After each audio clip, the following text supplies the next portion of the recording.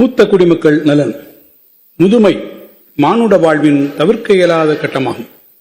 தனிமை, மருத்துவ நலன் மற்றும் பொருளாதார சார்பு உள்ளிட்ட பல்வேறு சவால்களை எதிர்கொள்ள நேரிடும் மூத்த குடிமக்களின் முழுமையான பராமரிப்பிற்கென மதுரை, கோயம்புத்தூர், திருச்சி, சேலம், திருப்பூர், ஈரோடு, தூத்துக்குடி, வேலூர், தஞ்சாவூர் மற்றும் திண்டுக்கல் உள்ளிட்ட மாநகராட்சிகளில் 10 கோடி ரூபாய் நிதி ஒதுக்கீட்டில் 25 அன்புச்சோலை மையங்கள் அமைக்கப்படும். இந்த பகல் நேர பாதுகாப்பு மையங்களில் முதியவர்கள் தோழமை உணர்வுடனும் பயனுள்ள பணிகளிலும் ஈடுபடலாம். பகல் நேர பராமரிப்பு உதவி, அத்தியாவசிய மருத்துவ பராமரிப்புக்கான ஏற்பாடுகள் மற்றும் பொழுதுபோக்கு நடவடிக்கைகள் உள்ளிட்ட பல்வேறு சேவைகளை தன்னார்வ தொண்டு நிறுவனங்களின் துணையுடன் இந்த அன்புச்சோலைகள் வழங்கும். குழந்தைகள் நலன். பசிப்பினி மருத்துவ நிலம் அனித்தோ செய்தோ கூர்மின் எமக்கே புறநானூறு.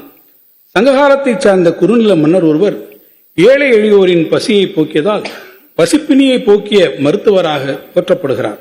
அம்மரபின் வழிவந்து தமிழ் சமூகத்தை வழிநடத்திய தலைவர்கள் பலரும் காலந்தோறும் வறுமையை அகற்றிடமும் மாணவர்களின் கல்வி நலன்களை பாதுகாத்திடமும் பல முன்னோடி திட்டங்களை அறிமுகப்படுத்தி வந்துள்ளனர். அதன் தொடர்ச்சியாக பள்ளி கல்வியை மேலும் பரவலாக்கவும் கற்றலை இனிமையாக்கவும் எல்லா குழந்தைகளும் பசியின்றி கல்வியறிவு பெற்றிடவும் எந்த தியாகத்தையும் செய்திடுவோம் என்று அறிவித்த மாண்புமிகு முதலமைச்சர் அவர்களின் உன்னத நோக்கத்தினை உள்வாங்கி அறிமுகப்படுத்தப்பட்ட முதலமைச்சரின் காலை உணவு திட்டம் வாயிலாக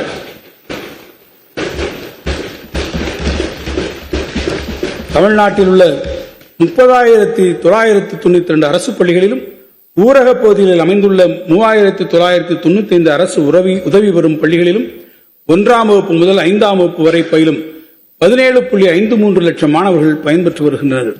இத்திட்டம் செயல்படுத்தப்பட்ட பின்னர் மாணவர்களின் வருகை உயர்ந்துள்ளதோடு அவர்களின் ஊட்டச்சத்தும் கற்றல் திறனும் மேம்பட்டுள்ளது என்று ஆய்வுகள் தெரிவிக்கின்றன.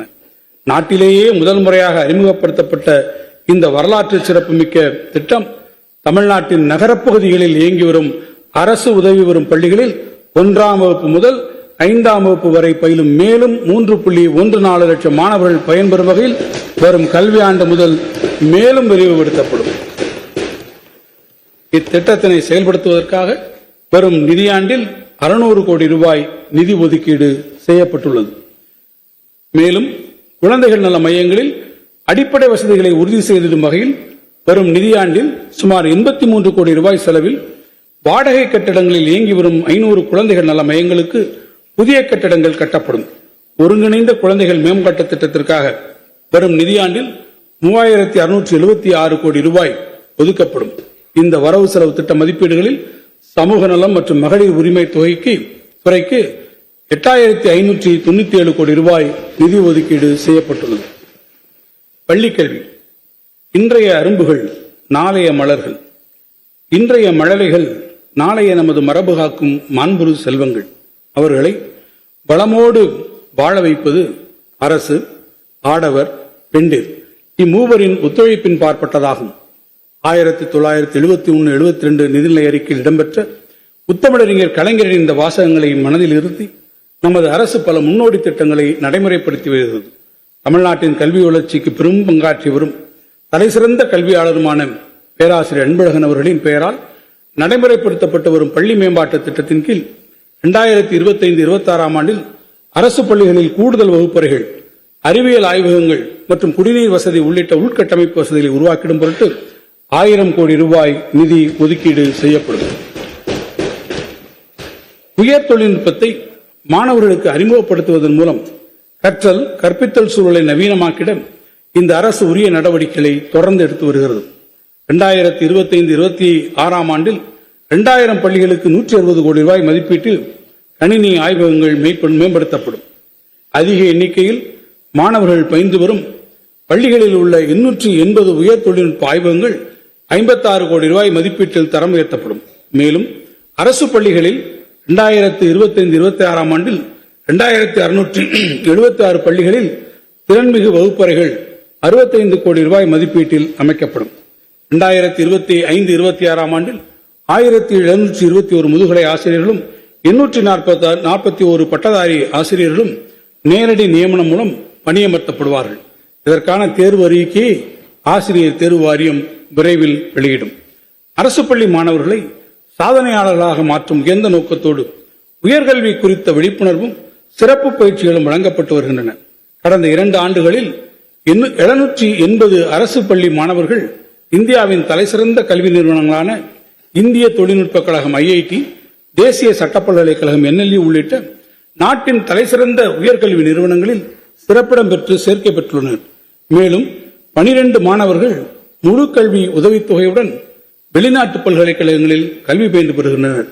இதன் அடுத்த கட்டமாக 20 வகையான கல்வி பிரிவுகளில் 350க்கும் மேற்பட்ட பல்வேறு அகில இந்திய உயர்கல்வி நிறுவனங்கள் மற்றும் வெளிநாட்டு பல்கலைக்கழகங்களில் உள்ள கல்வி உதவித்தொகையுடன் கூடிய பட்டப்படிப்பு வாய்ப்புகள் குறித்தான விழிப்புணர்வு நான் முதல்வன் கல்லூரி கனவு திட்டம் மூலம் தமிழ்நாட்டின் அனைத்து மாணவர்களுக்கும் சென்றடைய முயற்சிகள் எடுக்கப்படும்.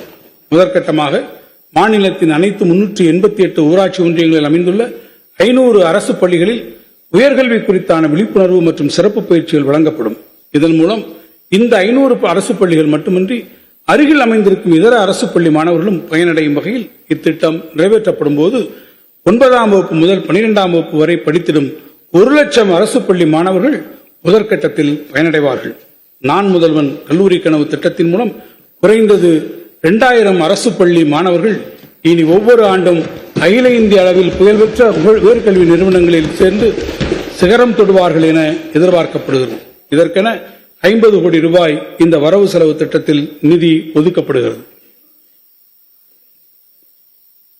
ஒருங்கிணைந்த பள்ளி கல்வி திட்டத்தின் சமகர சிக்ஷா கீழ் பல்வேறு மாணவர் நலன் சார்ந்த திட்டங்களை கடந்த 7 ஆண்டுகளாக மாநில அரசு சிறப்புடன் செயல்படுத்தி வருகிறது. குறிப்பாக மாணவர்களின் அடிப்படை கல்வி அறிவை உறுதி செய்யும் எண்ணும் எழுத்தும் திட்டம், மாற்றுத்திறனாளி குழந்தைகளுக்கான சிறப்பு கல்வி, தொலைதூர குடியிருப்புகளிலிருந்து மாணவர்கள் பள்ளிகளுக்கு வந்து சென்றிட போக்குவரத்துப்படி, ஆசிரியர்களின் ஊதியம், மாணவர்களின் எதிர்காலத்தை செதுக்கிடும் உயர்கல்வி வழிகாட்டி, மாணவர்களின் தனித்திறன்கள் மிளிர்ந்திட கலைத்திருவிழா, கல்வி சுற்றுலா, இணைய வசதி உள்ளிட்ட பள்ளிகளுக்கான கட்டமைப்பு வசதிகள் என பல்வேறு திட்டங்கள் மாணவர்களின் கல்வி நலன் சார்ந்து தமிழ்நாட்டில் நடைமுறைப்படுத்தப்பட்டு வருகின்றன. எனினும் இந்த ஆண்டு மும்மொழிக் கொள்கையை உள்ளடக்கிய ஒன்றிய அரசின் புதிய கல்விக் கொள்கையினை தமிழ்நாடு ஏற்றுக்கொள்ளாததால் ஏற்கனவே ஒப்புதல் வழங்கிய நிலையிலும் 2152 கோடி ரூபாயை ஒன்றிய அரசு தமிழ்நாட்டிற்கு விடுவிக்காமல் வஞ்சித்துள்ளது என்பதை இம்மாமன்ற உறுப்பினர்கள் நன்கு அறிவார்கள்.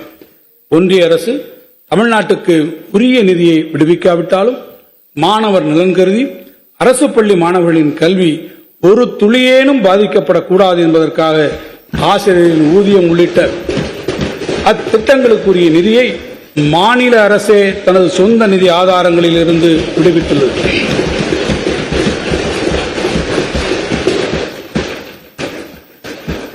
நெருக்கடியான இந்த சூழ்நிலையிலும் 2000 கோடி ரூபாய் நிதியினை இழந்தாலும் இருமொழிக் கொள்கையினை விட்டுத்தர மாட்டோம் என